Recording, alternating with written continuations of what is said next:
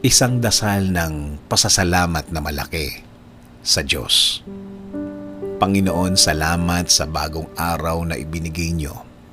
Alam po namin na may bago kang ipapakita sa amin na mga blessings mo, Panginoon.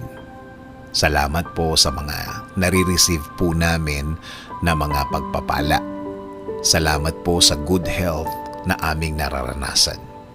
Salamat po sa patuloy na proteksyon na ibinibigay niyo sa amin at sa aming pamilya.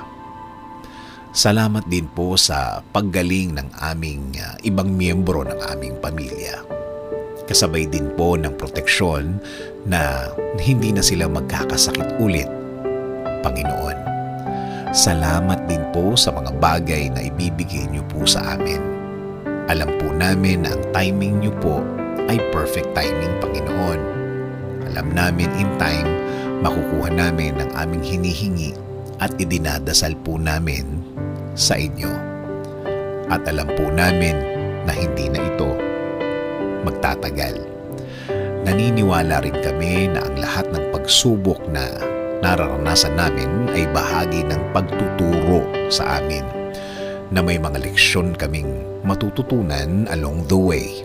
At kami ay mas magiging mabuting mga tao, mas mabuting mga magulang, mas mabuting anak, at mas mabuting Pilipino. Kaya salamat po sa paggawa mo sa aming maging malakas at maging matatag sa harap ng mga hirap sa buhay. Alam po namin na alam nyo na kailangan kami ng aming mga pamilya. Sa mga biyayang ito, nagbabago din po ang tingin namin sa buhay. Kahit ang iba'y ang tingin sa araw-araw nila ay mahirap, ang sa amin po ay kakayanin namin. Inaamin po namin, Panginoon, na hindi namin ito kakayanin nang mag-isa kami. Kailangan po namin ang inyong presensya sa buhay namin. Itinataas po namin ang araw na ito. Kami po ay patuloy na magtitiwala at maniniwala na kami ay nasa ilalim ng inyong pagmamahal at pag-iingat, kaya kaya po namin ang harapin ang araw na ito.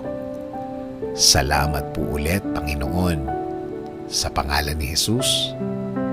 Amen.